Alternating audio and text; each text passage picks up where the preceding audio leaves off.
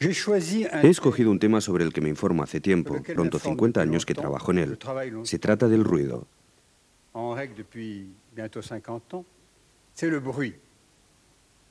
He trabajado mucho sobre el ruido. Cuando trabajaba en los arsenales aeronáuticos tenía un laboratorio y allí tenía un gran problema. Se trataba de proteger a las personas del ruido, de las agresiones. Desde entonces las cosas han cambiado mucho. El ruido ha aumentado tanto que se ha convertido realmente en lo que llamo el infierno sonoro. Proyectaré unas transparencias. No es mi costumbre, pero tenemos traducciones. Hay muchos extranjeros venidos de todas partes del mundo. Hay traductores y cuando proyecto transparencias hablo más despacio, al menos para ayudar a la traducción.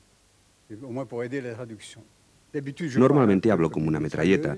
Siempre me piden que hable más despacio, pero no lo consigo. Es una elección. Si hablo despacio, ya no tengo más ideas. Si hablo deprisa, no se me puede traducir. Así que tengo que escoger. El infierno sonoro. Hoy el ruido se ha convertido en una de las más grandes plagas que existen. No nos da porque estamos inmersos en él. Pero veréis, como cuando vayamos progresando, nos veremos obligados a pensar en ello y veremos más de cerca que de costumbre la importancia del ruido.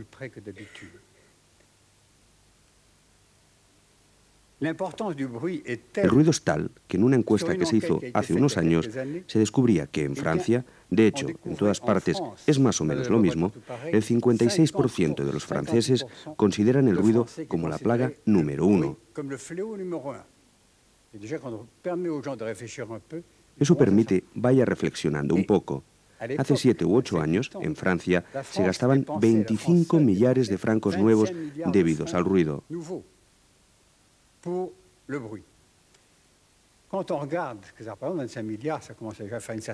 Como vemos, eso es una cantidad considerable, pero no es exagerado en relación a los problemas que desencadena y al por qué. Hay un 15% de absentismo relacionado con el ruido, un 15% de personas que no pueden ir al trabajo porque en un momento dado sufren una patología que veremos después, una fatiga inexplicable. También están los accidentes. El 10% de los accidentes están relacionados, sobre todo en el mundo de la industria, a la falta de vigilancia. Una persona muy cansada, cuando es agredida por el ruido, pierde su energía, ya no puede avanzar. Su tono decae y su vigilancia se ve perturbada. Finalmente tenemos colegas aquí, espero que no se alegren por eso, hay un 20% de gente internada en los psiquiátricos a causa del ruido.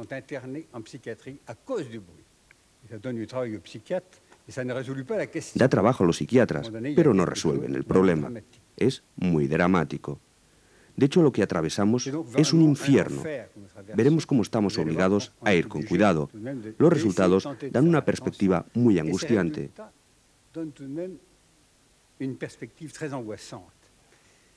¿Y qué hacemos frente a eso? Veréis que, desgraciadamente, bien poca cosa. El ruido se ha convertido en una intoxicación. Todos habréis visto, espero que no hagáis como ellos, familias con la tele a pleno volumen todo el día, incluso 2 o 3 aparatos en la misma habitación. Nadie la escucha, todo el mundo devora tranquilamente las 4 lentejas del plato, pero hace falta un ronrón, un elemento que nos vaya meciendo. Un elemento que ni tan solo se mira, pero nos hace falta ese ruido. ¿Por qué? Porque necesitamos un determinado ambiente. Es dramático. Eso demuestra que ya no sabemos escuchar, que necesitamos una especie de estimulación. Veremos que el oído es un órgano que estimula al cerebro con potencial eléctrico. Es una necesidad. Necesitamos el ruido más que el alimento, pero no este tipo de ruido.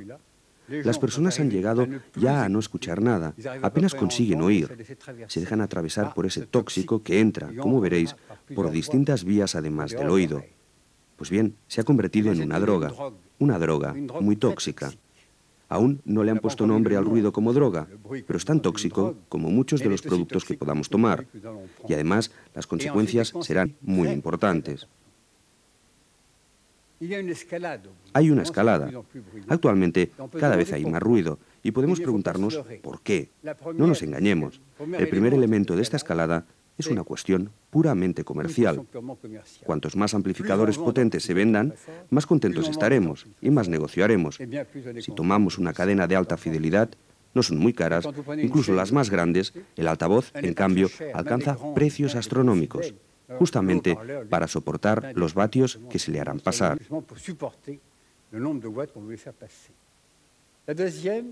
En segundo lugar, la tecnología actual permite a las personas hacer cada vez más ruido, especialmente los cantantes. Los artistas influyen en esta escalada. Parece que cuanto más ruido hacen, más éxito creen tener. Simplemente aumenta esta intensidad. He hecho un pequeño esquema.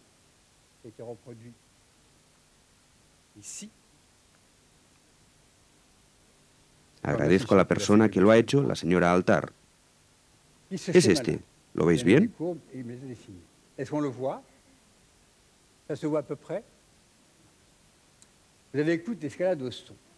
Podéis ver toda la escalada del sonido.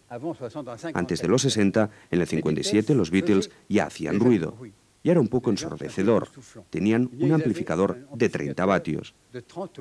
Pero 2 años más tarde, una orquesta psicodélica llegaba a los 300 vatios. Ya era desbordante, la inquietud empezaba a aparecer y con Pink Floyd llegamos a la cima 1000 vatios.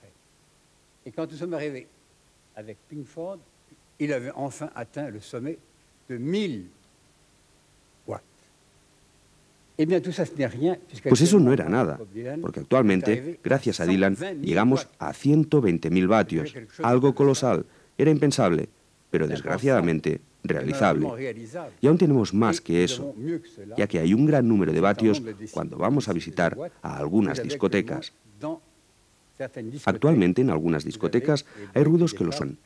Encontramos también orquestas que alcanzan intensidades de 40 a 60 veces 40.000 vatios.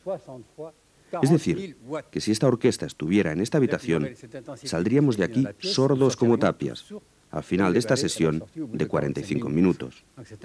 O sea que es importante. Actualmente no hay reacción. Leí hace 3 o 4 semanas que alguien había reaccionado contra una discoteca que le estaba destruyendo sus oídos. El propietario no fue condenado, al contrario, puede que le hayan felicitado. Hasta eso podíamos llegar. Respondió que para tener el gozo de oír la música actual, a la intensidad actual, bien vale la pena de perder el oído. Así es, no decimos nada. Creo que no decís nada. Si no lucháis vosotros, la gente seguirá así. Hay que hacer como hago yo, coger el báculo de peregrino y salir a decirlo, a pelear. Las consecuencias son dramáticas, tan dramáticas que en Francia, y pienso que en otras partes igual, la tercera parte de los chicos que se presentan a la revisión del servicio militar, una tercera parte, son sordos, un 33%.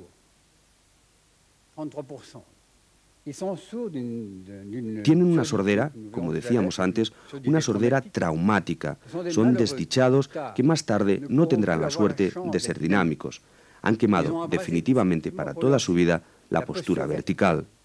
Han destruido su potencial de creatividad. En fin, estamos fabricando plantas verdes y a todo el mundo le parece bien. Con eso ya cargamos, pero a esos jóvenes solo les queda arrastrarse como plantígrados sin ninguna actividad e infelices. Que uno se quede sordo cuando se ha trabajado en una calderería, al menos tiene una explicación.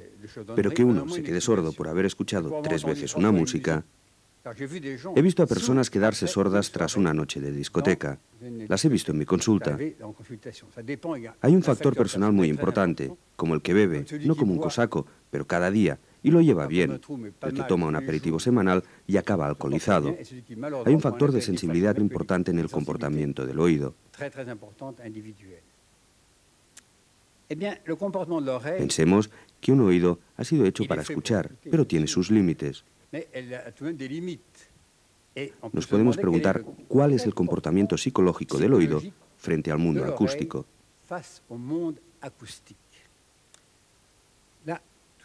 Aquí, siempre representado de manera divertida, veréis lo que me ha sido dado y os puedo enseñar. El oído puede oír sonidos que le resultan agradables. Lo veréis aquí señalado en decibelios. Os recuerdo que el decibelio es un valor logarítmico. Cuando tenemos un sonido de 0 decibelios con respecto a otro de 10, son 10 veces más. 20 decibelios son 100 veces más. 30 decibelios son 1000 veces más. La presión acústica aumenta logarítmicamente.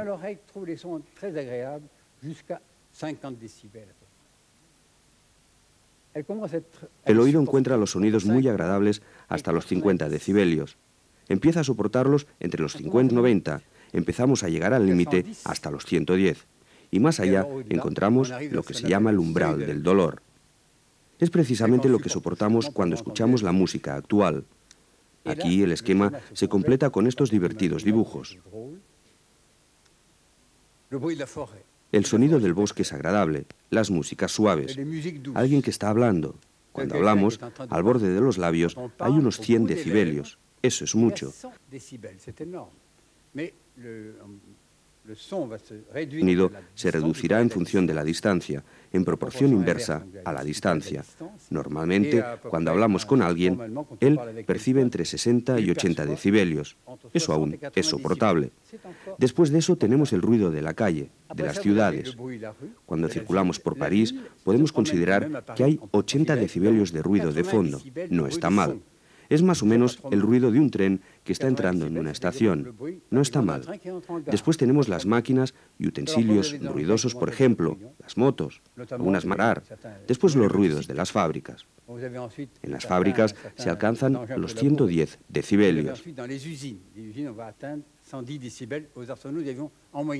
En los arsenales había un promedio de 110-120 decibelios. En potencia 4 dan 10.000 veces más ruido que un tren que llega a la estación. No está mal.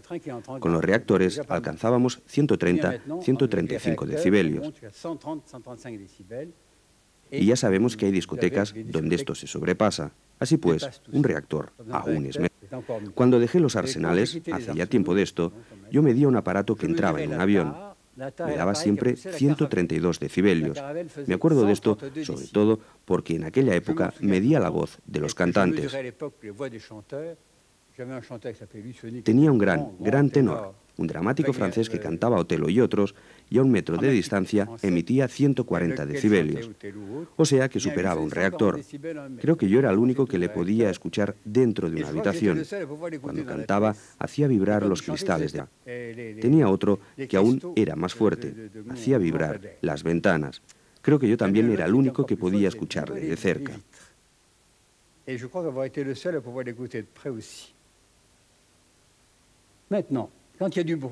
Ahora, cuando se habla de ruido, ¿en qué pensáis? Pensáis en el oído. Cuando se habla de un sonido de cualquier tipo, se piensa en el oído. Es natural. Nos parece normal, porque para nosotros parece que el oído ha estado concebido para percibir el sonido, para apreciarlo, para saborearlo, en definitiva.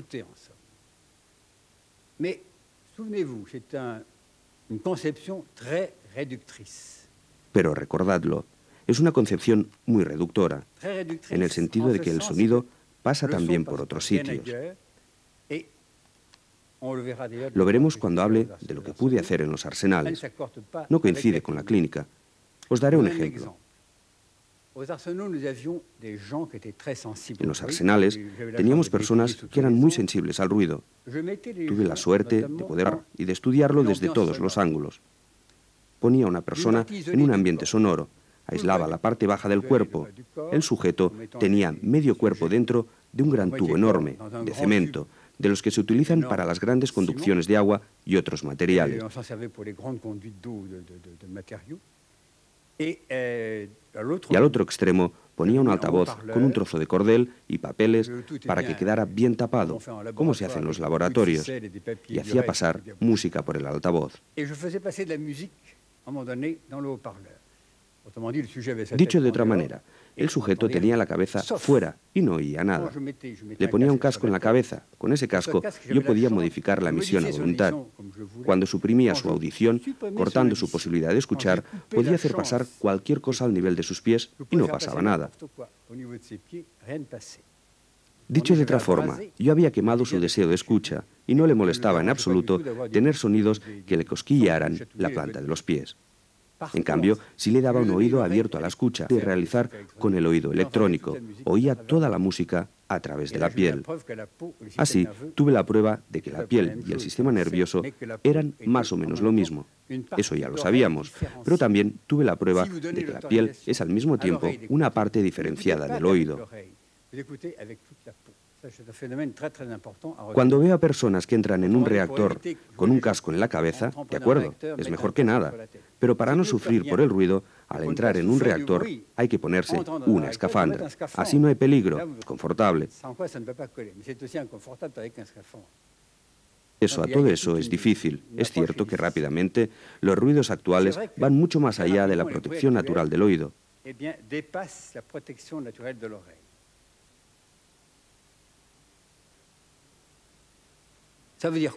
¿Esto qué quiere decir? El oído es un aparato que, para poder percibir, lleva a cabo un conjunto de acomodaciones.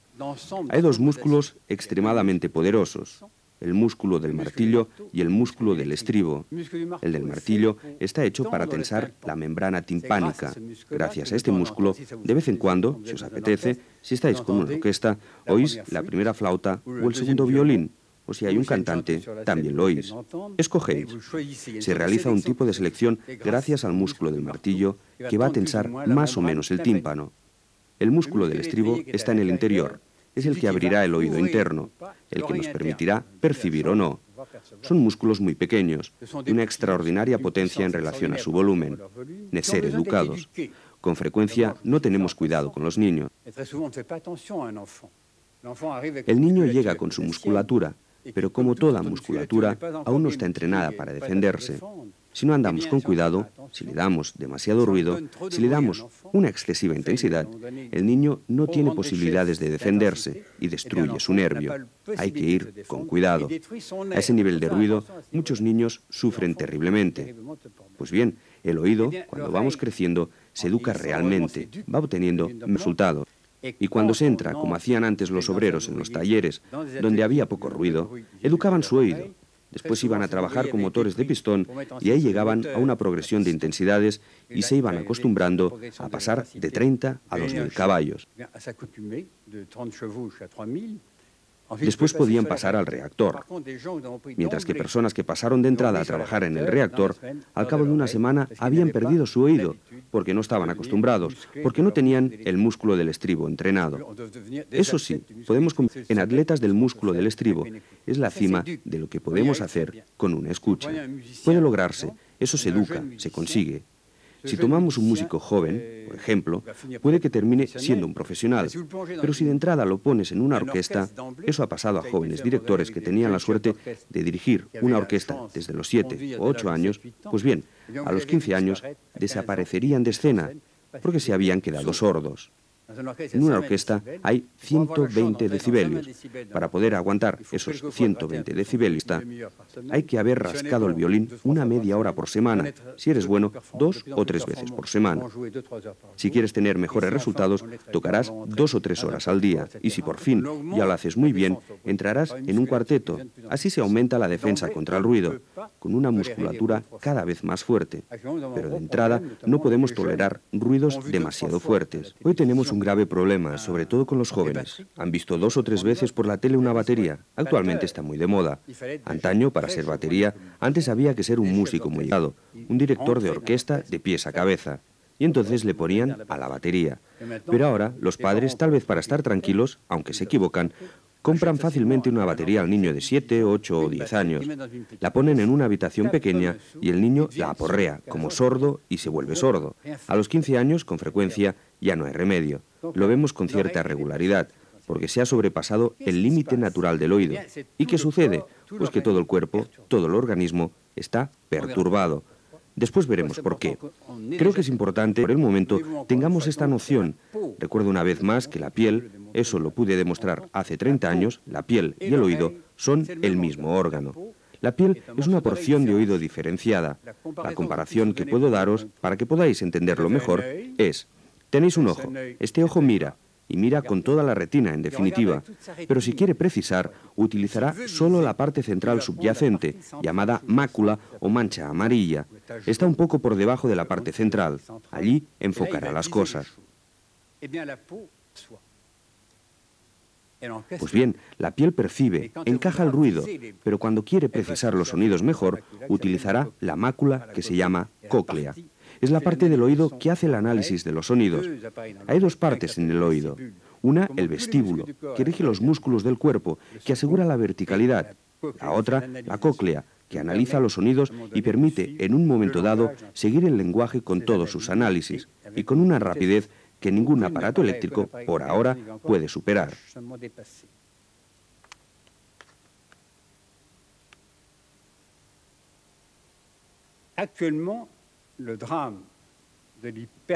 Actualmente, el drama de la hipertrofia de la intensidad desemboca en aberraciones sonoras que invaden el espacio vital.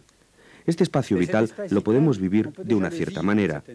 Hay rincones en el mundo donde el aire vibra poco. Todos habréis viajado, ahora hay costumbre de hacerlo. Seguro que muchos de vosotros habréis estado en el aeropuerto de Madrid, por ejemplo.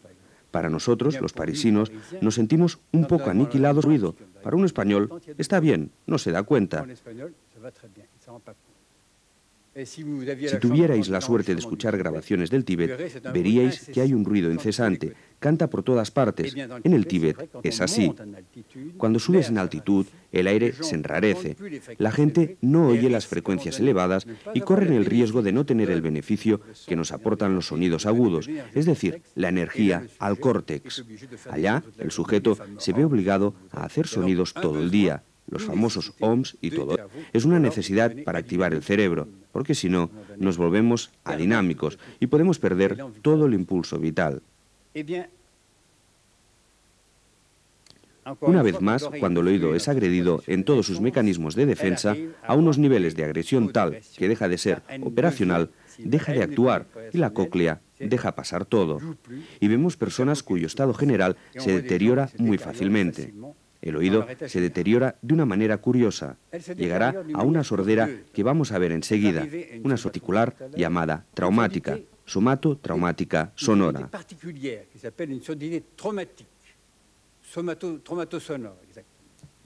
Está tipificada. En cuanto la vemos, la diagnosticamos. Es una sordera que afecta solo a algunos puntos, pero que no desorganiza todo el oído. Solo una parte del oído se verá deteriorada, como veremos enseguida. ¿Los traductores consiguen seguirme?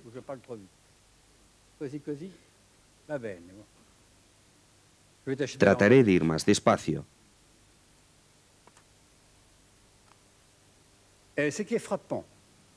Lo que sorprende cuando se trabaja con personas acerca del ruido, incluso con gente joven, es que poco a poco se les ve acumular una cierta fatiga que irá en aumento. Cuando esto pasa, se deteriorará todo el estado general. Al mismo tiempo, vemos aparecer las famosas perturbaciones psíquicas que lo acompañan. Tuve la suerte, en los arsenales, de poder ver una gran población que trabaja con ruido, ya que había unos 10.000 obreros. No todos estaban en el... pero en fin, había mucho ruido. Tuve la suerte de poder trabajar con ellos, incluso en el banco de pruebas, y se veía como a medida que el oído se deterioraba, el psiquismo se degradaba. Las personas se volvían irritables, insoportables, reivindicativas. Al principio no lo entendí, pero el cerebro es un integrador fantástico. Poco a poco fui sumando mis observaciones. Resultaba difícil constatarlo día a día.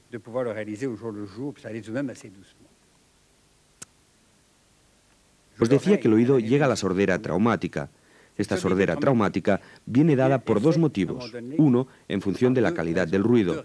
Si el ruido es superior a los 130 decibelios, es dramático. Otro, en función de la sensibilidad individual.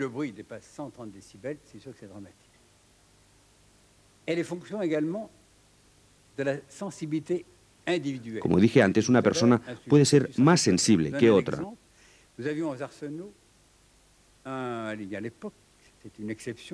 Un ejemplo, mujer en los arsenales. En aquella época eso era excepcional, una politécnica.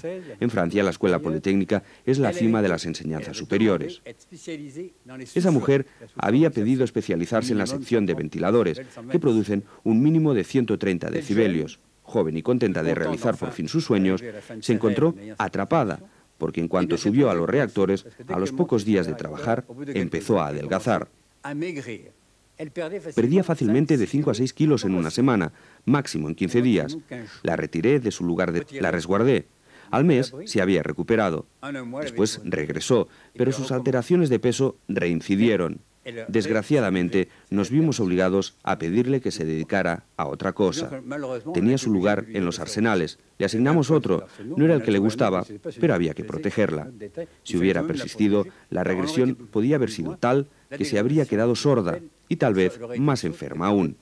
Así que, recordadlo bien, aparte del factor individual, el ruido, la calidad del ruido es importante y también es otra noción, la estáis viviendo actualmente.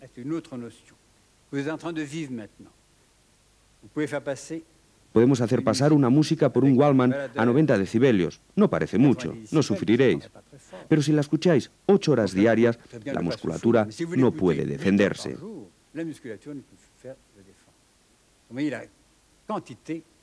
La cantidad también es importante. Si comparamos, son músculos que trabajan. Tenéis una mano. Si en esta mano ponéis un peso de 100 kilos, quedará hecha polvo, caerá por los suelos. Si ponéis medio kilo, lo podréis soportar. Pero si lo aguantáis durante 3 horas, habrá un cansancio. La musculatura hace lo mismo. Es un proceso que va en aumento.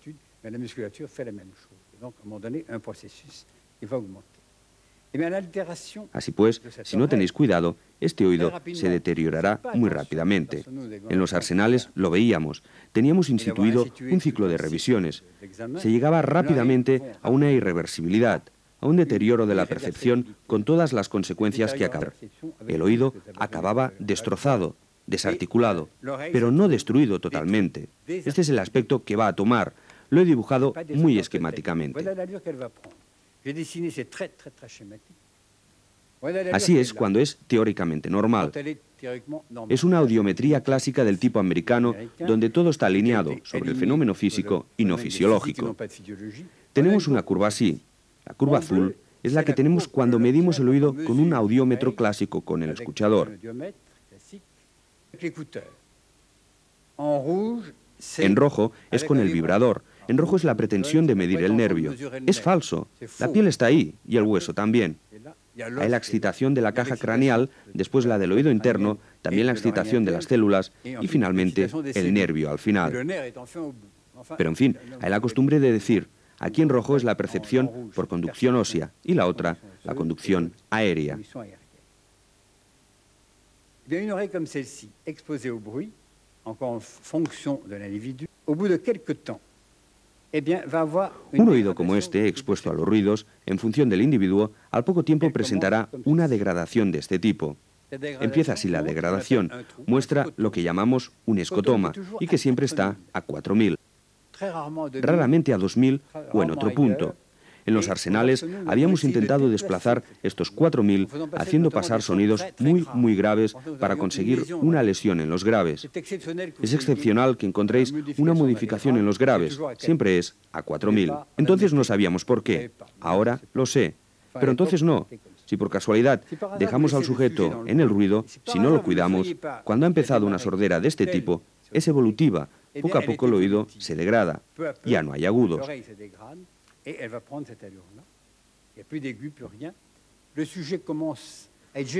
El sujeto empieza a sentirse molesto, está molesto cuando hay ruido. Cuando varias personas hablan, empieza a tender el oído, ya no se atreve ni ir al restaurante, se angustia en cuanto está con gente porque sigue oyendo, pero no comprende.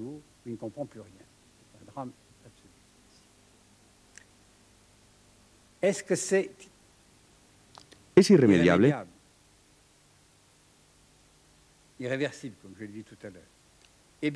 Irreversible, como dije antes, pues hay una manera de evitarlo. En los arsenales habíamos tenido la suerte de examinar personas cada 3 o 6 meses.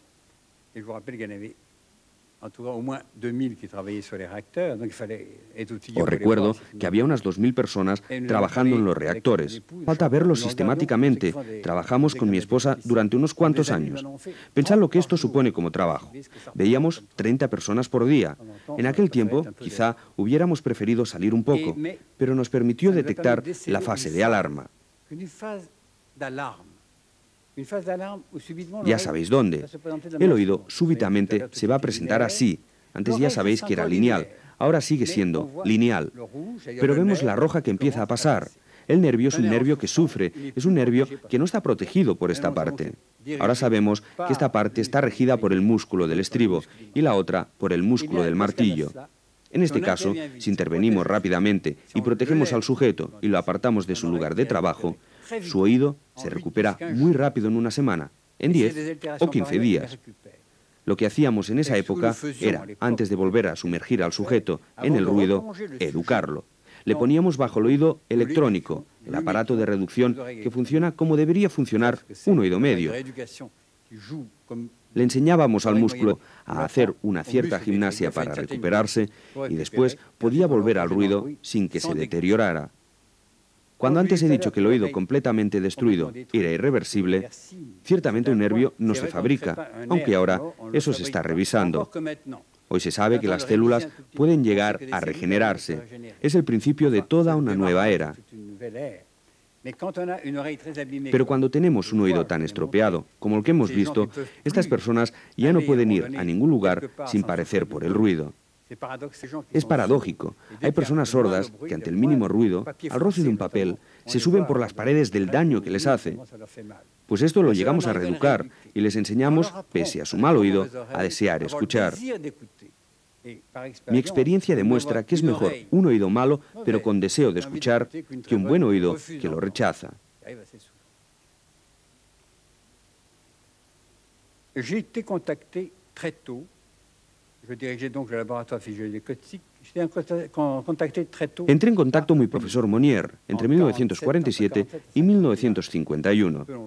Él sabía que yo me ocupaba del ruido. Vine acompañado de su alumno, el profesor Lehmann, para plantear el problema de la crisis audiógena de la rata blanca.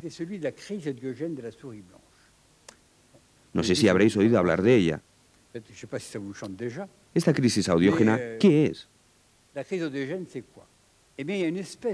Hay un tipo de rata muy específico que tiene la desgracia de no tolerar el ruido en absoluto. Si se la somete a un ruido, aparece repentinamente uno de los miembros inferiores. En cuanto alcanzamos los 110 decibelios, a los 5 minutos se agita muchísimo. Sus piernas posteriores empiezan a paralizarse. Si seguimos, empieza a temblar cada vez más y si la dejamos, muere al cabo de media o una hora.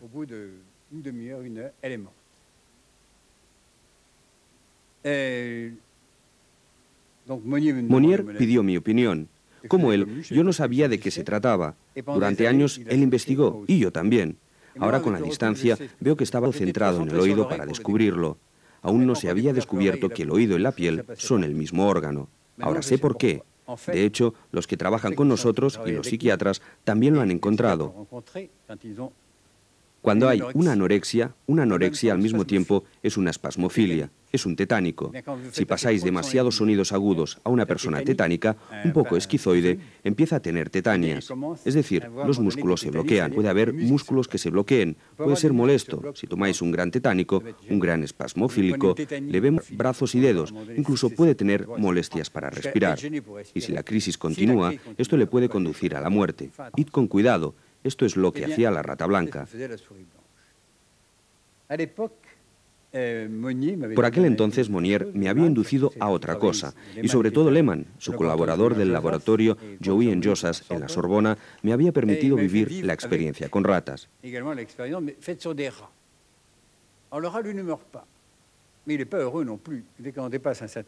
La rata no muere, pero feliz. Pasado un cierto nivel, se vuelve nerviosa, agresiva, insomne y estéril. Tenemos, pues, una modificación de todo el conjunto. Paralelamente, yo miraba qué podía encontrar en los arsenales. Allí había descubierto que los jóvenes que estaban en los reactores tenían el mismo esquema, compuesto por nerviosismo, irritabilidad. Nadie podía hacer nada en casa sin que todo temblara, de tan nervioso como estaba el sujeto. Se volvió y al mismo tiempo insomne. No pude comprobar si se volvían estériles. Es un paréntesis que no pude aclarar. Además, había taquicardia, una tensión elevada y evidentemente lesiones auditivas. Tampoco sabía por qué, pero era interesante.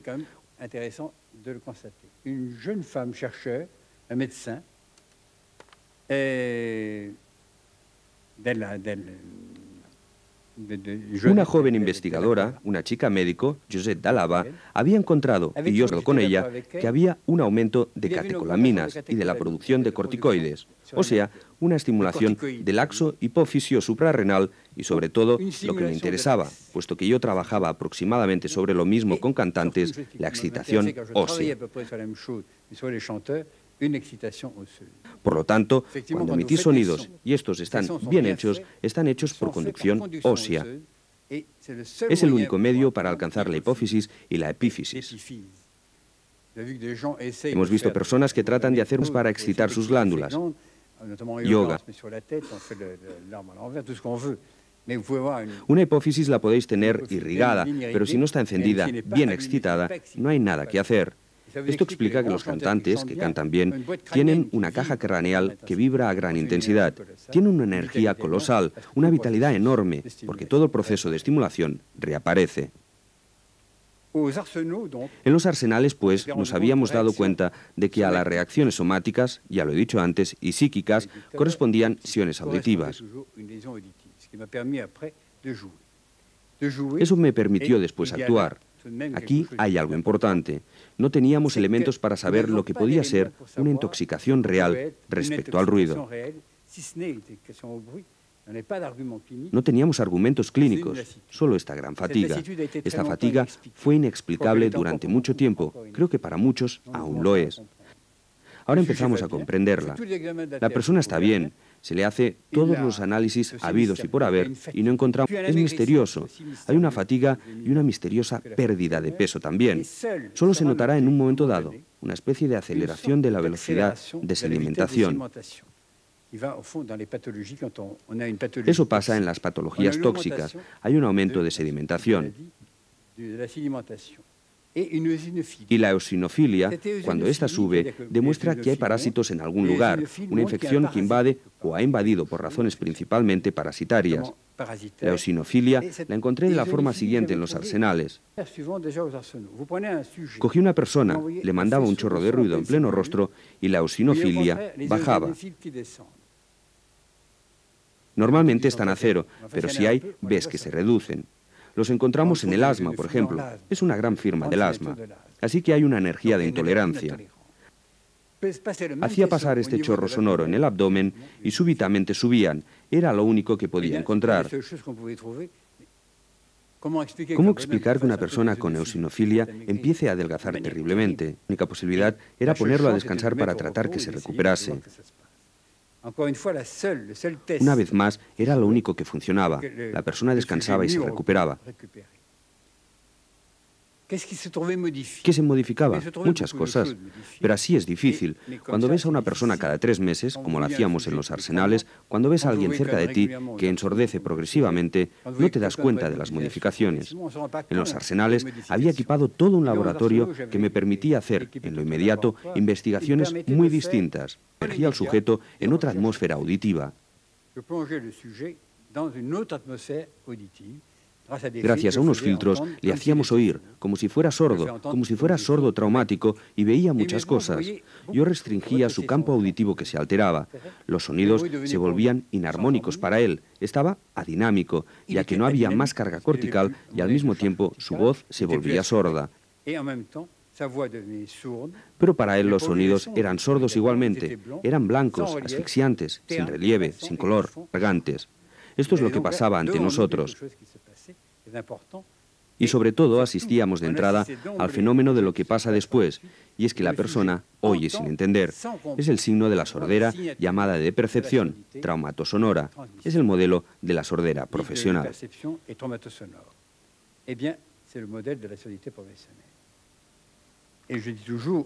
Siempre digo, sería mejor no oír nada que jugar a este juego. Efectivamente, lo pasan mal los que tienen el oído atento y oyen algo que no purificar. Quieren oírlo todo, pero lo entienden al revés y es insoportable. Veréis que en la naturaleza los sordos no se toleran. Todo lo cuidadosos que se es con un ciego, se le atiende, se está cerca de él. A un sordo lo pones al final de la mesa y cuando se le ha tenido que repetir 10 veces lo mismo, se deja de lado toda delicadeza y al final todo el mundo pasa de él. La destrucción psíquica va a seguir al esquema auditivo. La progresión es mayor a medida que el campo auditivo disminuye.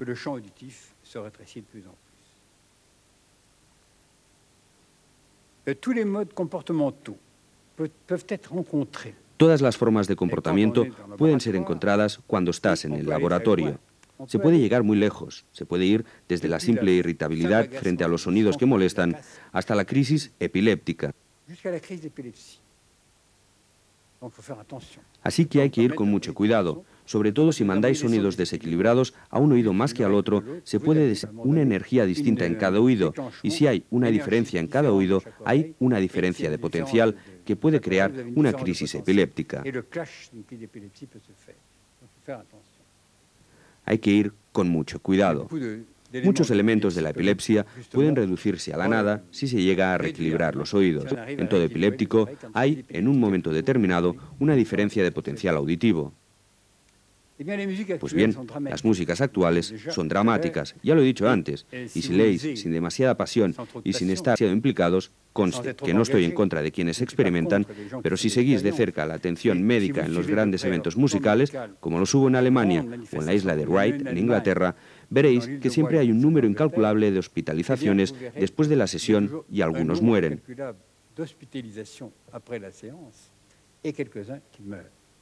Eso no se dice. Siempre hay unas hospitalizaciones inmediatas a lo largo del concierto. Suelen ser crisis cardíacas profundas. Ahora sabemos el porqué. He citado muchas cosas, porque el ruido coger las tripas. Pueden manifestarse por una irritación, por un vómito, palpitaciones por un bloqueo respiratorio. Pueden pasar muchas cosas.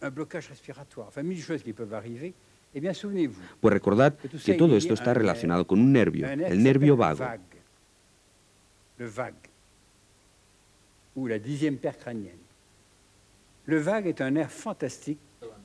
El vago o el 10º par craneal es un nervio fantástico, es el único nervio del cuerpo que tiene todas las funciones. Es a la vez motor sensorial y neurovego, o sea, que lo hace todo. Es tan amplio en cuanto a reparto que él solo prácticamente forma el parasimpático. El parasimpático es un nervio que debería ser paralelo al simpático. Pero resulta que lo tenemos tan polucionado, tan traumatizado, tan lleno de elementos inútiles que, en lugar de ser el paralelo al simpático, en lugar de ser una sonda que nos permite saber cómo respiramos, cómo late el corazón, cómo funciona el intestino, se ha vuelto el antagonista del simpático. En vez de hacer de balanza, es el que impide que el simpático funcione. Cuando no os encontráis bien, es porque el parasimpático está bloqueando. En la vida actual ya no entendemos nada, el simpático está reprimido. El simpático es un sistema autónomo que no funciona con el sistema nervioso habitual, pero está conectado directamente al cosmos. Es el que rige el tic-tac cardíaco, la respiración, la nutrición, regulará incluso la reproducción. En nuestro mundo moderno hemos olvidado estos detalles. Solo sabemos tratar de curar nuestro pobre simpático bien. Bien pues, para comprender qué sucede, el nervio vago, cuando emerge del cráneo, primero envía un pequeño haz a la dura madre del cráneo.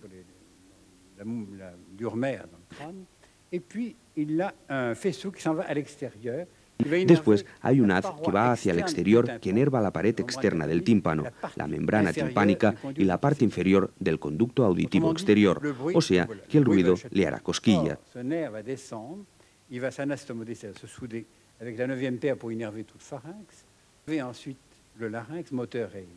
Este nervio descenderá, se soldará con el 9º par para enervar toda la faringe. Después enervará la laringe motora y sensorial, luego enervará los bronquios, el esófago, el estómago, el intestino, el bazo, los 2 riñones, el intestino delgado y el colon hasta los genitales. Es un nervio fantástico que se pasea por todas partes, pero si el sonido es demasiado fuerte, todo se pone en resonancia.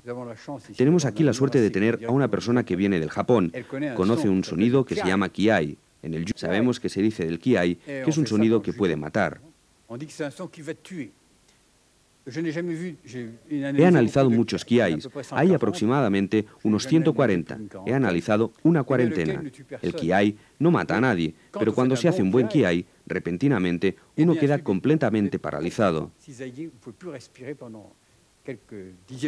No puede respirar durante unas décimas de segundo. Uno enloquece y el otro tiene la oportunidad de atacar más fuerte. Ese mismo Kiai, si alguien se ha desmayado, le despierta. Siempre es porque habréis tocado el corazón, el pulmón y todo lo demás. Así que hay algo aquí que funciona con fuerza. Y como decíamos este mediodía, el Kiai sale del vientre, del ara. Para hacer un buen Kiai es necesario que el sonido salga de todo el ser. He aquí la explicación de todas las cetanias, de todas las perturbaciones cardíacas y del por qué tanta gente que a causa del sonido acaba hospitalizada porque no consiguen regularizarse. Si, por ejemplo, tomáis músicas asincrónicas con antirrítmicas, una síncope de cuando en cuando va bien, pero si componéis una música demasiado sincopada, que no esté en la línea cardíaca, perturbáis vuestra línea cardíaca, estáis molestos.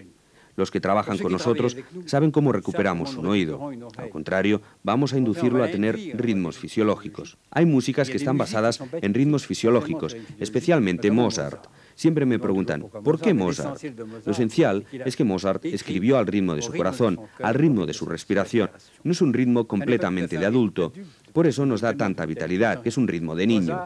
Mozart estuvo condicionado por haber tenido la suerte de componer desde los 3 años, lo que le permitió tener un ritmo acelerado. Pero siempre fue joven. Tanto si lo tomáis al principio como al final, Mozart siempre es joven. En cambio, con un corazón que latía tan rápido, murió joven. Este fue el fenómeno de su desgaste.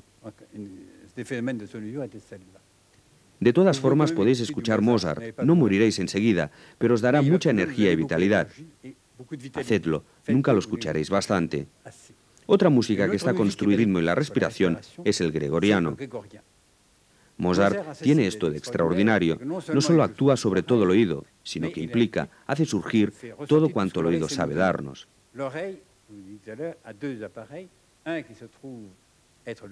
El oído tiene 2 partes, ya lo dije antes, el vestíbulo y la cóclea.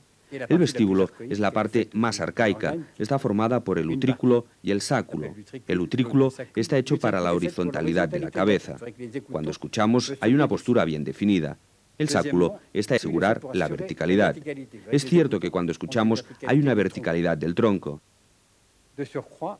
Además, el nervio que hace funcionar el músculo del estribo es el que rige todos los músculos de la cara. Para las señoras que están aquí, si saben hacer sonidos verán desaparecer sus arrugas igual para los hombres. Es el mejor lifting.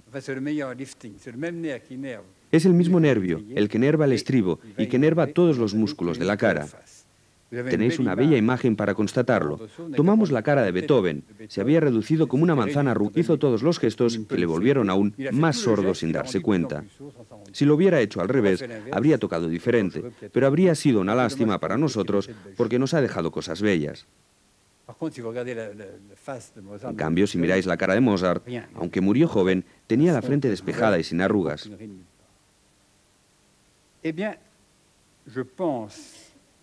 Avant que vous me posiez des questions, qu'il faille sensibiliser. Pues bien, antes de que me hagáis preguntas, creo que ayudar a los poderes públicos. Y ya os lo digo de entrada, que va para rato. Yo mismo empecé a luchar contra el ruido, hacia 1950.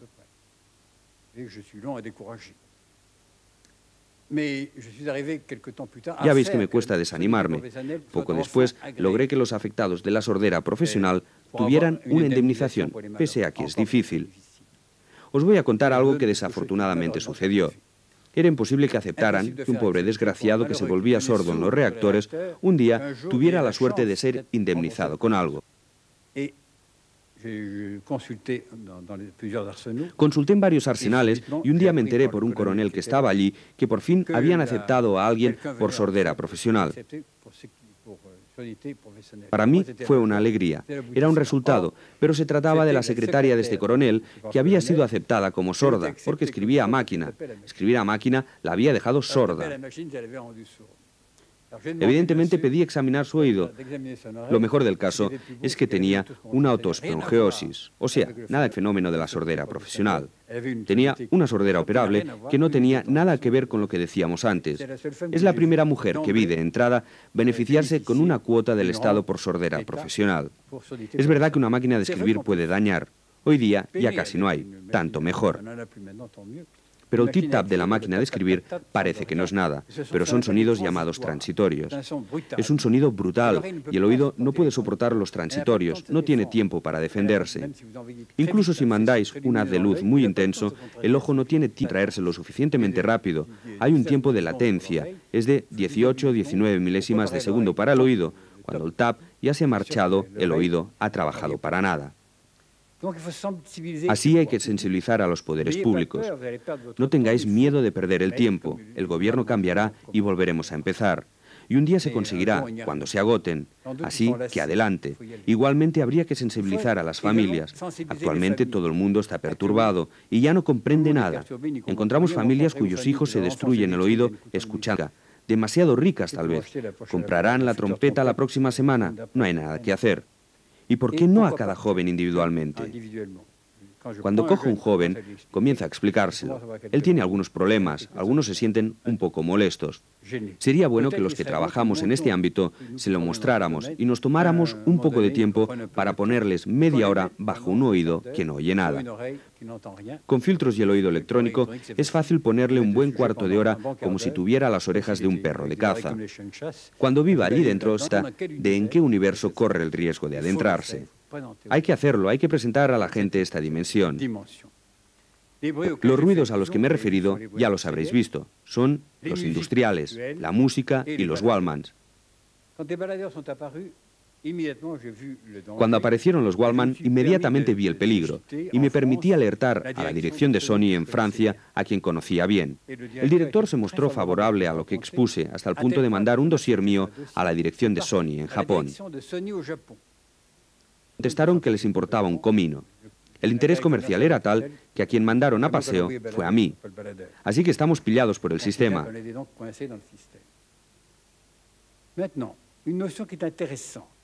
Ahora bien, hay una noción interesante que debemos meternos bien en la cabeza. La gente piensa, ya que el ruido es tan nocivo, el silencio debe ser extremadamente benéfico. Parece lógico. Primero, ¿qué es el silencio? ¿Es ser benéfico? Se confunde. Para la gente el silencio no es oír nada. No es cierto. Hay miles de silencios y de hecho, si lo analizáis bien, el ruido es una modulación del silencio. Aquí, por ejemplo, la acústica es fabulosa. Si la habitación fuera sorda, por más que me desgañitara, vería vuestras orejas alargarse para escucharme. Sería un esfuerzo considerable. Todo depende del ambiente sonoro. El ruido del bosque. Hay un silencio, pero un silencio vivo. Necesitamos un silencio que cante. Para que la vida sea dinámica, para que nos dé energía, necesitamos que haya siempre a punto algo subyacente. Si entráis en una habitación que reverbera, incluso aunque no hagáis ruido, hay algo. Si estáis en el cuarto de baño y tenéis ganas de cantar, es porque hay una reverberación. Podéis realizar la siguiente experiencia, al alcance de cualquiera si busca un poco. Es entrar en una cámara de privación sensorial, que no da ninguna reverberación en absoluto, que no puede dar eco. Pues bien, morís. Es terrible. He hecho muchas mediciones en su interior. Hemos medido con micrófonos en esas cámaras a título de experimento. Son habitaciones hiperinsonorizadas. No podéis vivir en su interior. Sin embargo, hay aire. Puede haber todo el oxígeno que queráis, pero no vibra. Es un aire muerto y no lo notáis. Cuando vivimos, estamos en un baño de estimulación que va por todo el cuerpo. Recordad que para que esto funcione bien, los canadienses han estudiado este problema. Debemos recibir 3 millares de estimulaciones por segundo, al menos 4 horas y media al día. Por esto necesitamos, en determinados momentos, estos ruidos para dar vitalidad al córtex, para estar en todo momento llenos de creatividad. Si no hacemos esto, si no tenemos cuidado, si insonorizamos demasiado las casas, como me sucedió, por ejemplo, en París, me convocaron 2 veces unos notarios que se encontraban muy cansados. Yo llevaba a cabo muchos estudios de insonorización para los arsenales. A estos les conocía. Me invitaron exactamente un notario y el otro, un alumno de Le Corbusier. Traté a Le Corbusier hasta el final de su vida. Estaba sordo, le visitaba cada 2 días, tenía un carácter execrable. Lo siento, porque era suizo, pero da igual, era completamente insoportable. Pues bien, el bueno de Corbusier tenía un alumno al que no se le había ocurrido nada mejor que insonorizar su despacho, puesto en una especie de media esfera. Era muy bello de ver, pero había un error. La longitud de onda que había dentro solo vibraba en los graves. Y para estar tranquilo, lo habían moquetado todo, suelo y paredes. Cuando entrabas allí era asfixiante y él se quejaba ancio. Pues bien, estaba cansado porque no había estimulación. Evidentemente, hice retirar las moquetas de las paredes y luego encontramos otros medios para sonorizar la habitación de otra forma. Es necesario que la habitación esté viva, si no, no hay nada que hacer. Si vamos más lejos, en cuanto a privaciones sensoriales, encontramos estragos importantes que pueden llevar hasta el suicidio.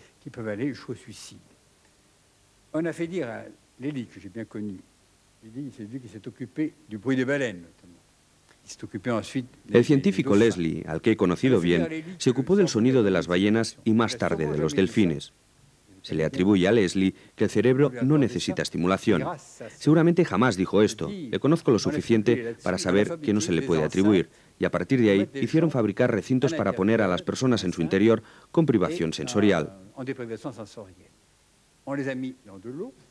Se les puso dentro de suficiente agua para que estuvieran en estado de ingravitación, así que ya no había la estimulación provocada por la gravedad. Se les puso evidentemente y a oscuras. En fin, no había nada que estimulara. Y se pensó que se conseguiría algo extraordinario, o sea, desconectarles para pasar a otro plano, entrar en ese famoso vacío que ciertas sectas, desgraciadamente, buscan para que la gente crezca, pero en realidad los aplastan definitivamente y no queda nada más. Os doy un ejemplo que he vivido. En Francia, por suerte, se ha suprimido por los muchos suicidios que hubo. El ejemplo que os voy a dar lo viví de cerca y es bastante doloroso. Trabajé con un equipo sobre el cáncer. Por razones X, y creo que mi colega psiquiatra está de acuerdo, el cáncer es una enfermedad que es una integración de una gran enfermedad psíquica. Es una integración de una esquizofrenia paranoica. Es mejor una vez más hacer una enfermedad, un cáncer contra el que luchar, que volverse loco, lo cual es dramático, porque no se puede hacer nada. Hoy hemos visto que las personas que entran en ese territorio son siempre personas que tienen miedo, miedo al dolor, a la enfermedad, miedo de todo, y se van a un mundo absolutamente irrazonable que es el de día. Ya no dejan que el cuerpo haga nada. El cuerpo es inteligente. Súbitamente, cuando desviamos, cuando desvariamos, absorbe toda nuestra sinrazón y nos da una enfermedad psicosomática. Pues bien, trabajamos para el cáncer. Había un gran tocólogo con nosotros, lionnés. Él había constatado que en los hospitales psiquiátricos nunca hay cánceres de útero ni de pecho. Así que no había fijación de angustia en ningún lugar. La suerte de tener un cáncer, ya os digo, que cuando un psiquiátrico se resfría, quiere decir que la cosa mejorar, sale de su pesadilla viviente.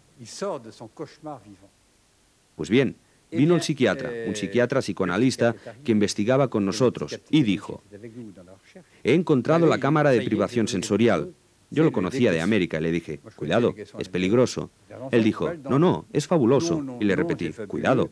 Él me respondió: de todas formas, no lo aplicaré a las personas sin probarlo yo. Y le dije: desconfíe. A la semana siguiente se suicidó. Para que veáis hasta qué punto es violento. A las cámaras que existen hacen pagar muy caro el derecho a suicidarse. De todas formas, han modificado un poco su técnica. Primero, en una habitación con luz interior, hacen pasar música suave. Más vale que estéis en vuestro baño, es menos caro y tendréis un paisaje completamente distinto.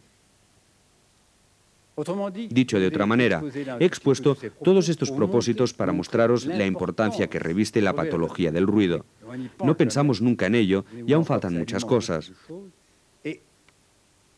Y sobre todo lo que para precisar hasta qué punto es el momento de alarmarse. Espero que ahora también pelearéis. Es el tiempo de defenderse.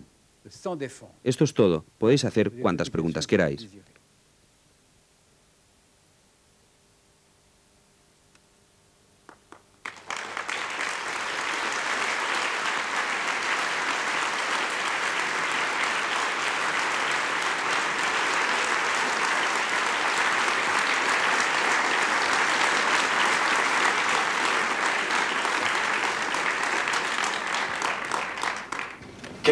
¿Qué opina usted de la marginación de sus terapias en la sociedad médica? Esto es su problema, no el mío. Estén o no de acuerdo, hace 50 años que vivo gracias a estas investigaciones que he llevado a cabo. y solo permanezco en pie por los resultados que encuentro cada día. Las personas pueden explicar lo que quieran. Mi despacho está abierto, con total transparencia, palabra muy usada hoy, donde todos pueden venir a verme y nunca vienen. Todos los que están en contra nunca me han visto ni leído, nunca han hecho nada. Es verdad que soy incómodo. Soy incómodo porque tengo ideas. Cada vez que tengáis ideas, molestáis a alguien. Bueno, hay que acostumbrarse. Algún día vendrán. Actualmente se pregona en todas partes, especialmente entre los otorrinos, el oído derecho. Yo lo descubrí hace 50 años. Están descubriendo que la piel comienza a oír. Yo lo demostré hace mucho tiempo. Se está descubriendo que la vida intrauterina existe y ahora se piensa que el feto escucha. Yo hablo de esto desde 1950. Se está descubriendo que tienen la suerte de percibir las bandas pasantes de las lenguas vivas y tratan de aplicarlo. Nosotros lo hacemos desde 1952. En fin, todo. Ahora bien, creo que tienen razón en el sentido de que les molesto. No sé si usted es médico, pero los estudios de medicina son muy difíciles y muy largos. ¿Cuántos médicos llegan al final completamente agotados y no volverán a abrir un libro en toda su vida?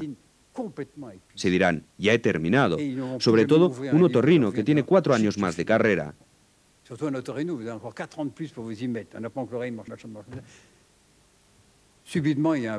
De repente aparece un sabiete incómodo que llega diciendo, esto va de otra manera, hay que revisarlo todo, hay que empezar de nuevo. Actualmente pienso que con las técnicas que tenemos sé cómo funciona el oído humano, por ejemplo. Bien, escribí este libro que se llama Vertigens en el 1953. Solo lo pude publicar hace 3 años gracias a las trabas que se han puesto, pero finalmente salió. Todo consiste en esperar. Por suerte comencé muy joven. Empecé mis investigaciones a los 24 años y tengo la suerte de resistir todavía y de ver que las cosas se realizan poco a poco. Pero cuando veo la rapidez con la que se avanza, me parece normal. Cuanto más vivo, más paciencia tengo.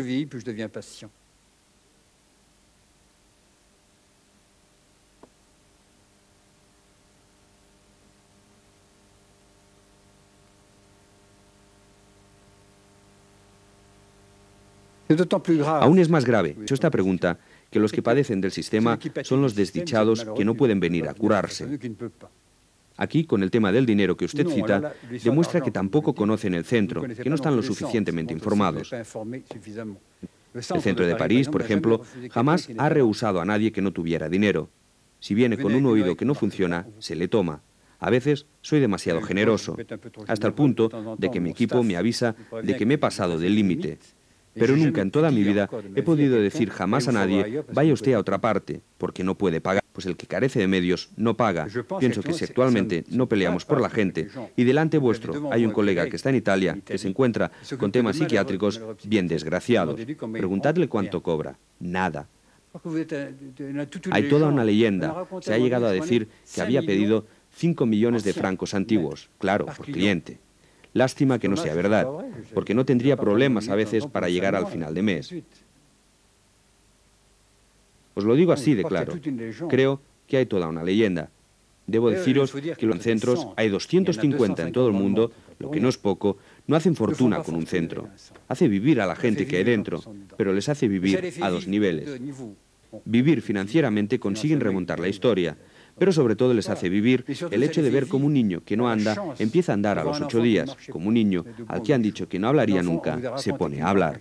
Un autista que sale del pozo, un psiquiátrico que se vuelve normal. Esto vale todo el oro del mundo. No hace falta dinero para tener este tipo de satisfacciones. Es eso lo que me mantiene todavía en pie.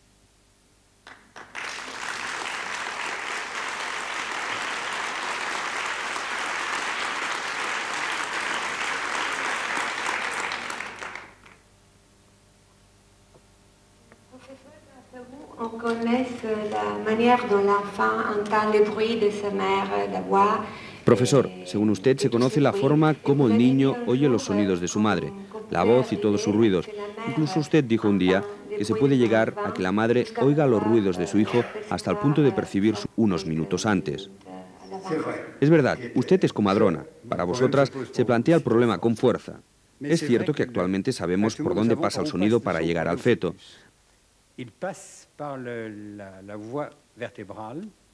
Pasa por la vía vertebral, por la columna vertebral y va a juntarse en la pelvis, y así con todos los sonidos que mandamos, incluso sobre el cráneo. Entonces la pelvis se pondrá a cantar como una catedral.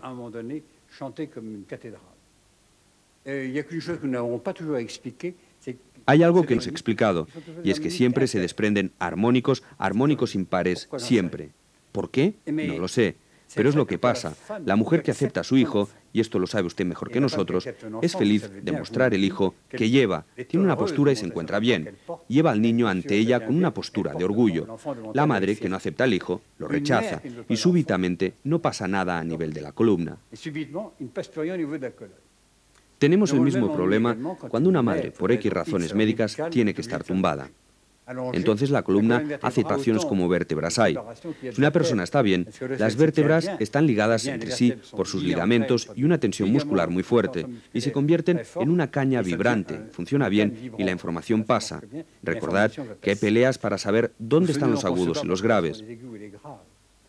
Otra pregunta que se plantean los tocólogos, y os la planteo también, es por qué, en un momento dado, el feto se pone boca abajo. Pues llega un momento, hacia el 8º mes, en que el feto necesita oír a su madre cada vez más, y la mejor manera para él es poner la cabeza con una pélvica. Aquí tendrá una información que pasa en todo momento. Es para oír a su madre. Si es rechazado el niño, no se da la vuelta, puede haber una incompatibilidad.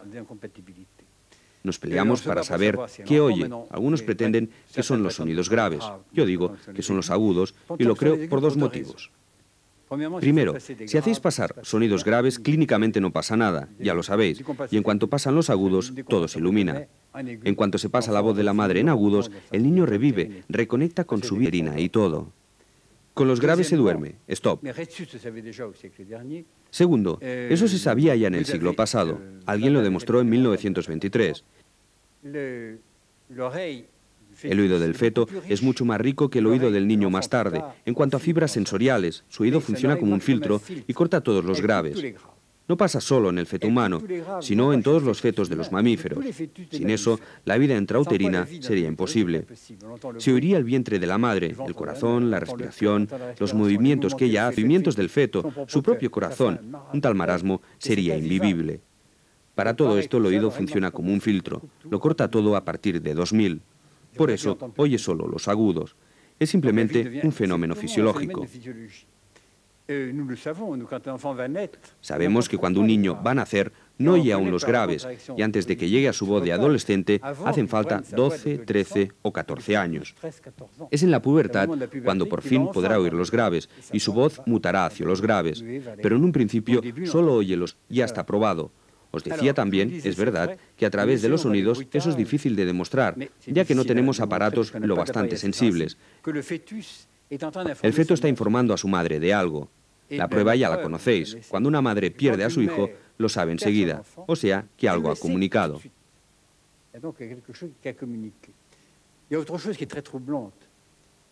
Hay otra cosa que es muy inquietante, y seguro que la habréis visto más veces que nosotros. Un niño está muy contento de ver a su madre, pero un día, no se sabe por qué, pongamos, entre los 15 y 3 años, se echa a llorar terriblemente. No hace falta examen, la madre está embarazada. Súbitamente ha perdido a su madre, la madre se ha transformado. Es el niño el que hace a la madre, es el niño quien en un momento dado la transforma completamente. Nosotros necesitamos exámenes de laboratorio, la prueba de la rana, etc. El niño lo sabe enseguida. Entre estos dos seres pasan miles de cosas importantes y principalmente este fenómeno. Vine aquí con la esperanza de conocer un poco el método Tomatis. No lo conozco nada. ¿Podría hablar un poco de ello? ¿A qué tipo de personas va dirigido? Si podemos ayudar a adolescentes con dificultades, por ejemplo. El atajo más fácil para contestar esto, si no necesitaríamos otra tarde, es que nosotros hacemos pedagogía auditiva. Enseñamos a la gente a escuchar.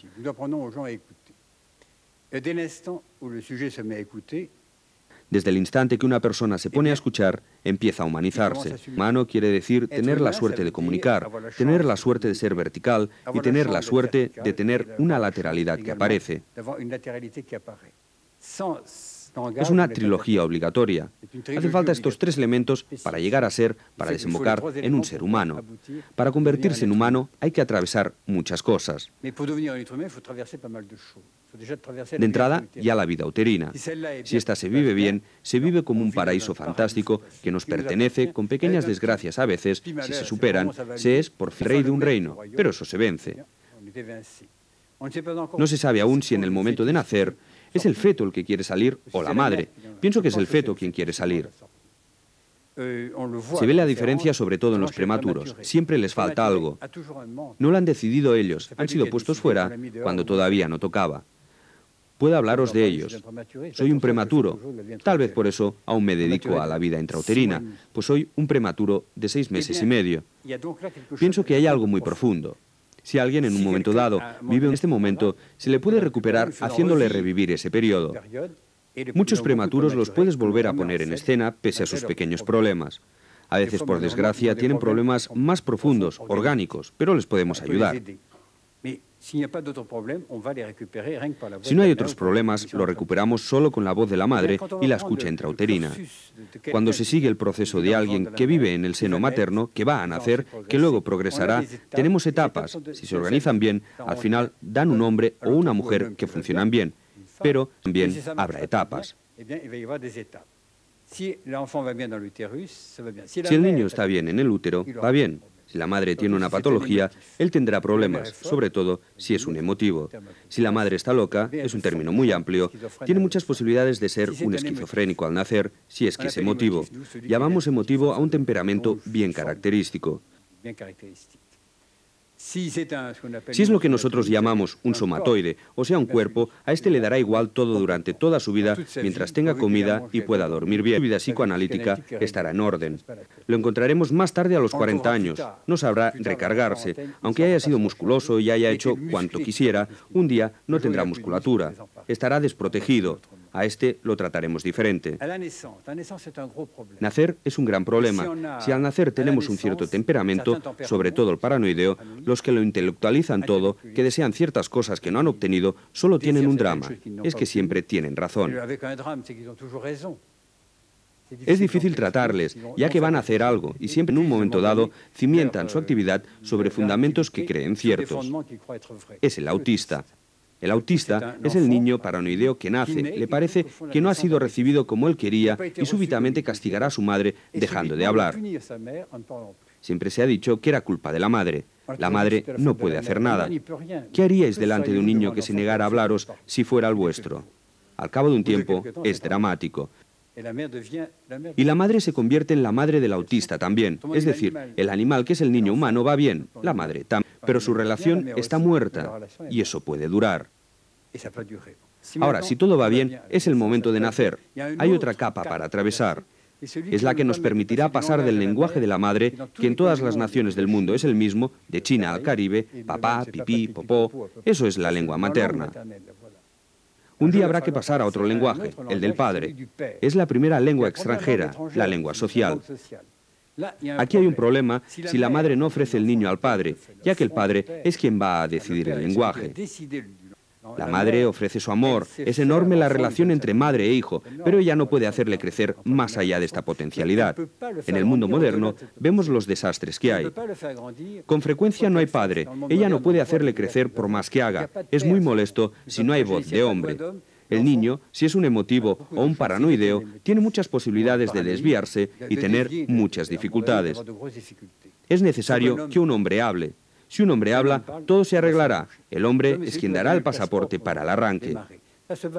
Pasa un poco en los 2 y 4 años, y sobre todo entre los 5 y 7 años. Si el niño que empieza a hablar, que entra en ese término divertido del tartamudeo, viejo término flamenco, que significa ser muy hablador. Cuando el niño empieza a recitar sus papá, pipí, popó, se vuelve hablador, pero tendrá que pasar al lenguaje normal. Si la madre lo retiene demasiado para tenerla contenta, se quedará en el papá, pipí, popó y será tartamudo. El tartamudeo, la cronicidad de este estado inicial, le impedirá crecer. La madre que le ha querido dar la vida va a encerrarle y puede darle casi un enganche con la muerte. Es difícil ser madre, sobre todo si no entiende que hay que dejarle crecer. Ayudamos mucho a las madres, por eso cuando tratamos a un niño, tratamos también a la madre, para desangustiarla y que entienda qué hacemos con el niño. Le mostramos cómo un niño así, en realidad, no quiere a su madre. Un bebé no quiere mucho a su madre, un bebé la come y al final hace una linda caquita a la salida para más INRI. Luego tenéis al niño mayor, ya habréis visto su comportamiento, y el adolescente con frecuencia. Para amar a la madre hay que ser adulto. Cuando preparamos a una madre para ser la que pronto será querida, eso nos ayuda. Por eso la tratamos a la vez que su hijo. Si esa fase ha pasado, el lenguaje está integrado, no muy bien, con algunas dificultades, porque el padre tiene una voz demasiado fuerte, maltrata a la mujer, se comporta mal. El niño rechazará a este padre y se convertirá ante el logos, que es el padre, la ley, la letra, se volverá inválido en todas estas dimensiones, será disléxico, disortográfico, todos los dis de la tierra que se nos ocurran. Si educáis el oído, eso vuelve a un orden. Si vamos más allá, hay otra fase que es muy molesta y que alimenta también la psiquiatría. Es que a menudo un niño en una familia con una madre, por razones X, divorciada o no, porque no está de acuerdo con el padre, porque éste llega borracho todas las noches, o cualquier cosa que podáis inventar, empieza a decir delante del niño, tu papá eso, tu papá aquello, mira lo que hace. Cree a la madre, está obligado a creerla y rechazará la imagen del padre. Y eso es un drama. El padre es el devenir del niño. Jamás hay que tocar la imagen del padre. Si no está aquí, se explica que está de viaje, que trabaja en otro lugar. Hay que encontrar una excusa, pero no agobiarlo. No es el padre como tal, sino la imagen, el símbolo que representa. Y lo queramos o no, somos animales simbólicos. La madre es el pasado, es la tierra en la que nos hundimos, la madre es la casa, es ese útero fantástico que nos mantiene, la madre es la exposición al cosmos y el padre el solar, el devenir, lo que nos permitirá crecer. Actualmente, por desgracia, gracias a la educación actual, matan al padre y a la madre. Puede que el análisis haya contribuido a ello. Si matáis al padre y a la madre, el sujeto al mismo tiempo muere. La madre es la vida y el padre es quien va a dar a la vida una dinámica, dinamizará al niño, le dará el deseo de hacer, de crecer, de actuar. Los judíos dicen, escucha y actúa. Conozco a un israelita que me dice, a mí lo que me molesta es el que primero actúa, escucha.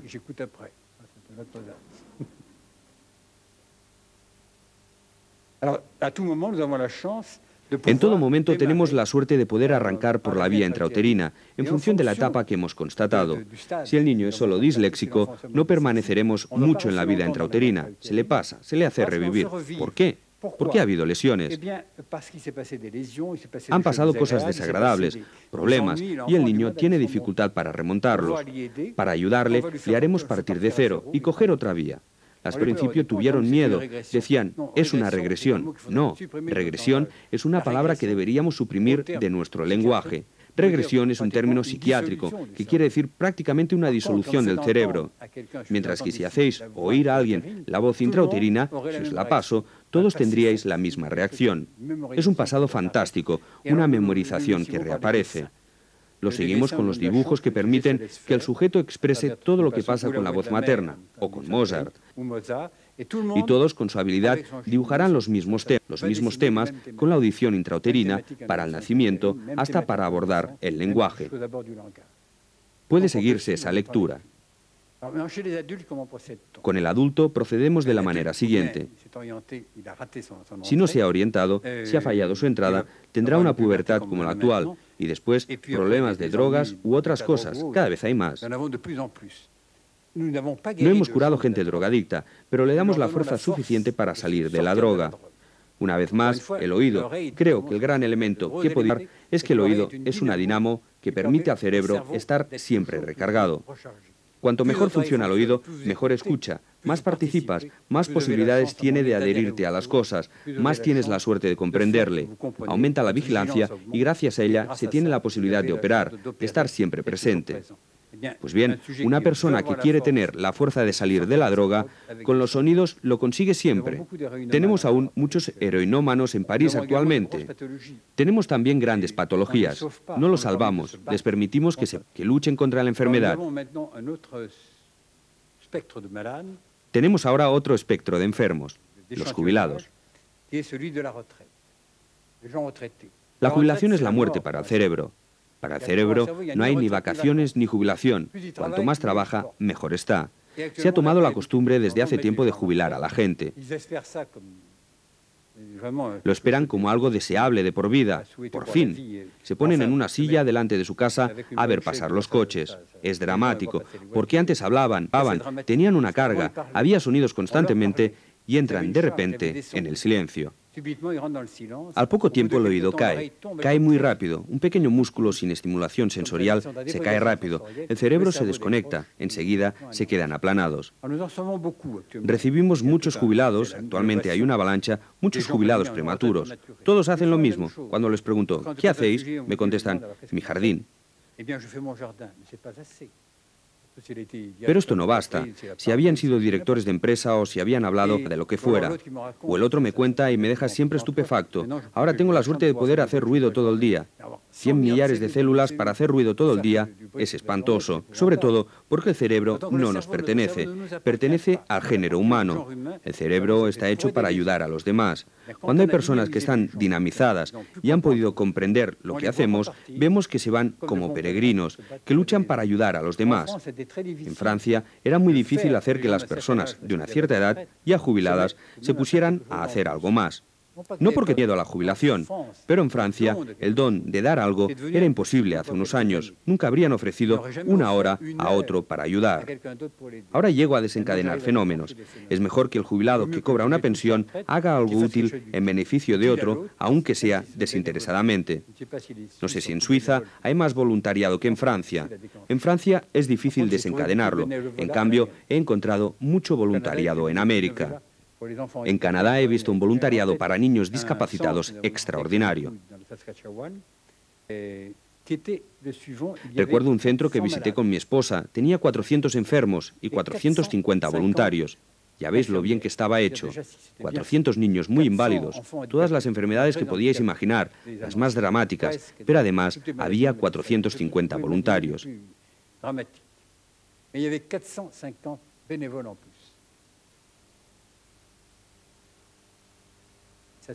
Siempre me da que soñar cuando pienso en este centro. Pienso que es el único en el mundo. Bien, pues esto es lo que hacemos. Procedemos. Tenemos una máquina llamada oído electrónico. Era simplemente al principio, cuando la pusimos en marcha, el deseo de hacer lo que se llama en investigación un simulador, un aparato que funcionaba a la manera del oído medio, el que nos permite agudizar la oreja, implicar al cuerpo, es decir, el que nos permitirá ponernos a la escucha. Ahora estamos tan seguros de la función auditiva que podemos pretender que tenemos no un simulador, sino un modelo de oído humano. Dicho de otra forma, es un aparato que sabe escuchar. Si no sabéis escuchar, se os pone en paralelo. A los pocos días, la musculatura actúa de nuevo y aprendéis a escuchar. Para hacer actuar los músculos necesitamos halterios. Estos halterios son o Mozart o la voz de la madre. Ahora ya lo sabéis todo, ya no tengo más que contaros. Hay también un gran peligro con la verborrea. O sea, que la palabra se convierte en ruido y el niño ya no pone atención al padre, justamente a lo que es más noble en el hombre. Es decir, la palabra, o sea, el pensamiento, o sea, el intelectualismo verbal y otra.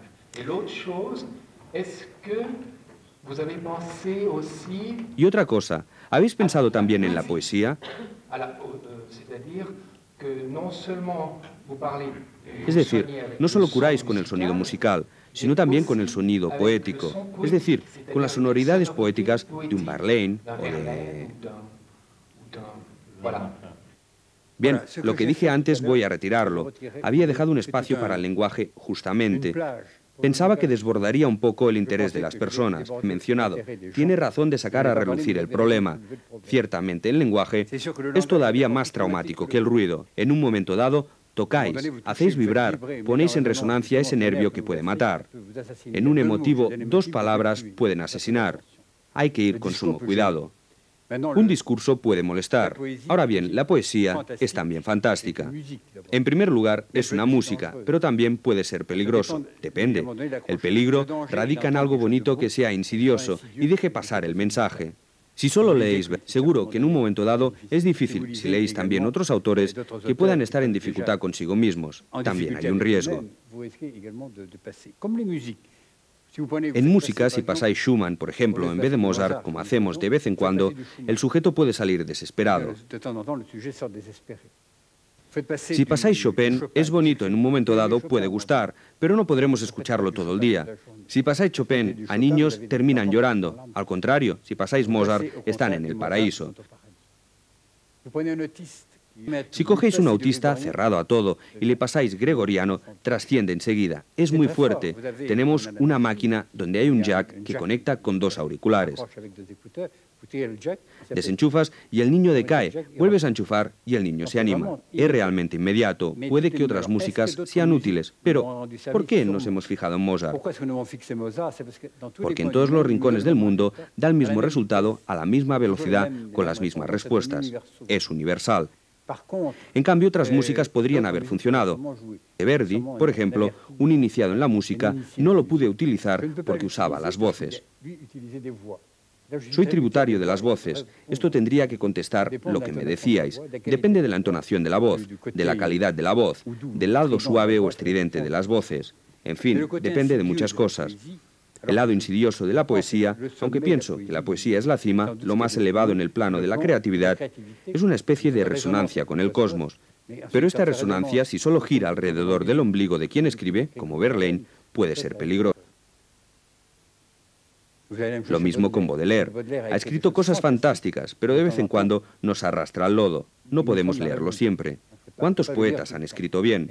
No lo sabemos, pero tenemos la suerte de tener músicos que han conseguido asociar las dos cosas.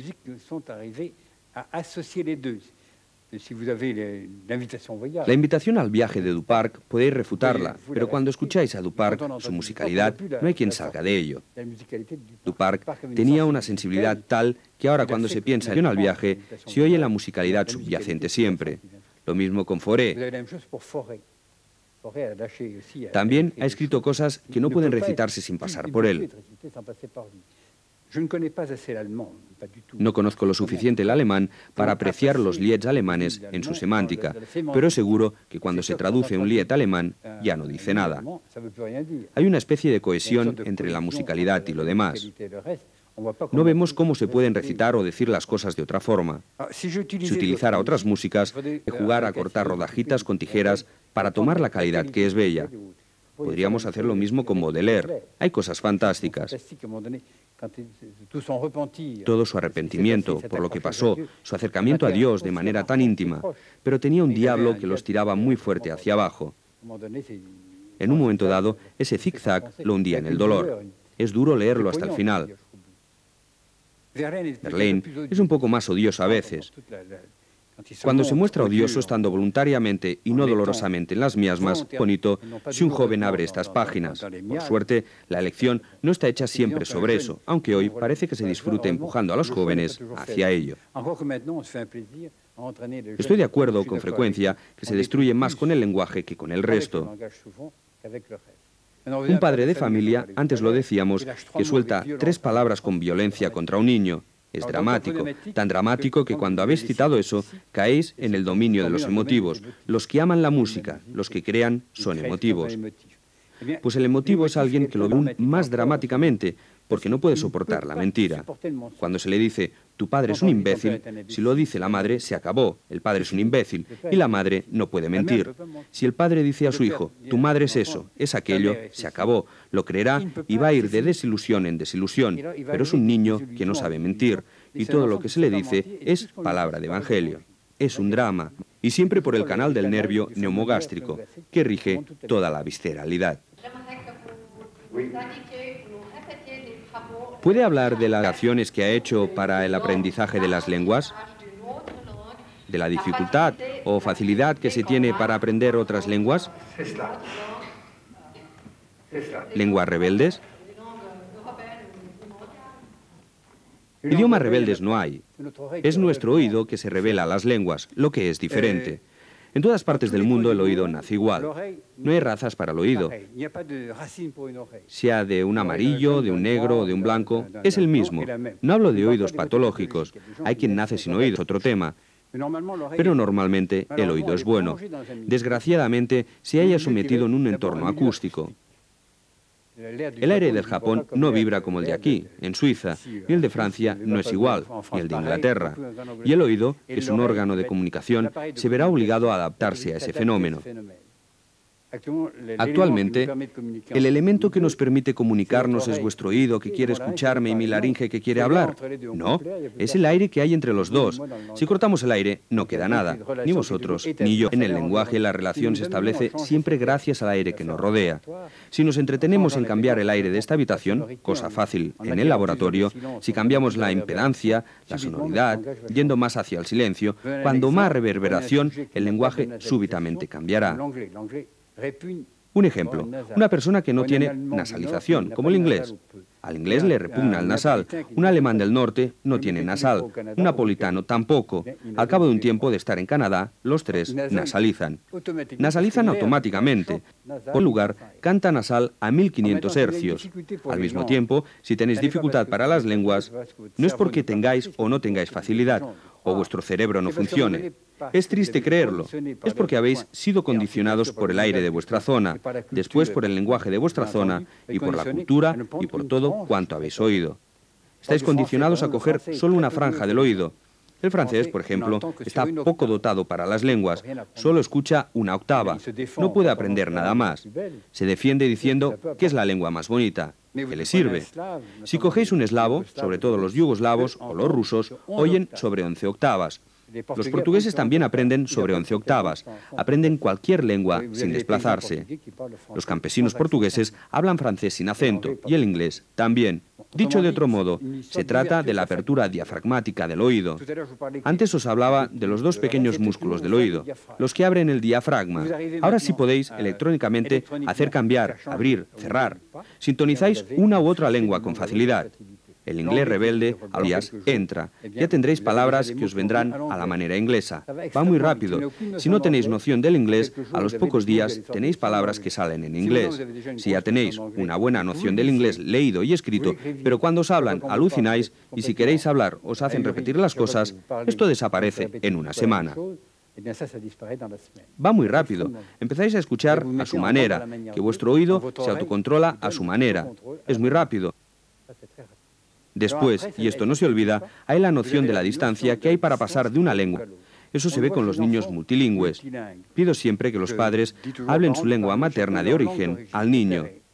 El padre es, pongamos, americano y la madre es alemana y viven en Francia. Pido que cada cual hable su lengua. El niño aprende francés fácilmente y conecta con cada lengua sin dificultad. Tuvimos una colonia de españoles que vinieron a trabajar a Francia hace 20, 25, 30, 35 años, cuando ya trabajaba en eso. Los niños aprendían francés con cierta facilidad. Y un buen día se volvían disléxicos. La cuestión era fácil. Los padres, para ayudar a los niños, trataban de mascullarles francés como podían. Los españoles también están cerrados para lenguas. El resultado es que aparecía un hándicap. Los niños confundían las dos lenguas, se volvían tan malos en español como en francés. Pedíamos a los padres que hablaran su lengua, y sobre todo nada de francés, y el niño hablaba francés en clase con normalidad. En España tenemos aquí amigos catalanes. ¿Saben cuánta diferencia hay entre el castellano? El castellano tiene dificultad para aprender lo que sea. En cambio, el catalán tiene un oído muy abierto. Puede aprender cualquier lengua. Así pues, se trata de la apertura diafragmática. Cuando se ha hecho el método Tomatis, ¿eso queda o hay que volver a hacer el método en el niño o en el adulto? En el niño queda permanentemente, a no ser que los padres no entiendan nada y que el cielo caiga sobre su cabeza cada 3 días. Eso es otra cosa. Pero si todos están bien inducidos, en el adulto vamos más lejos. Nunca le damos el alta sin dar claves para que siga por él mismo. Esto es fundamental. Si hacen una cura es porque el oído no funciona bien. Si no, no vendríais. Si tenéis ganas de cantar, por ejemplo, o de hacer música, o lo que sea, La dificultad es comprender que el oído afecta a cualquier cosa, porque el oído y el sistema nervioso es el mismo órgano. Cuando se ha comprendido eso, uno va más lejos, incluso hasta la filogénesis. Cuando el oído empieza a aparecer, es el primero, después viene el cerebro. Cada vez que el oído evoluciona a mayor complejidad, el cerebro también se complejiza.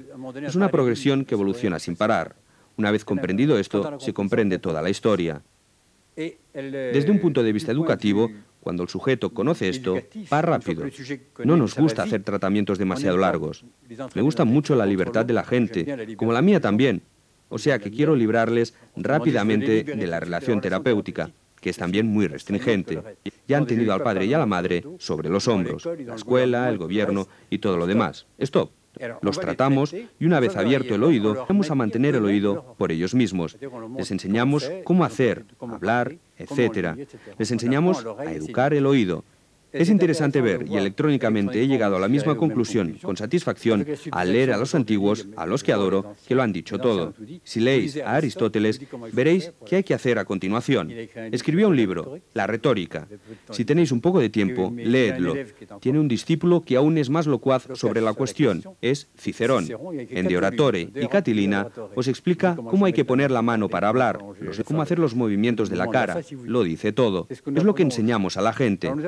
Vamos pues más lejos, creamos el curso audiovocal, enseñamos a que la gente use su bucle, el control del oído derecho sobre el lenguaje y muchos, a los 4 o 5 días, empiezan a emitir sonidos de la tosca con cierta facilidad.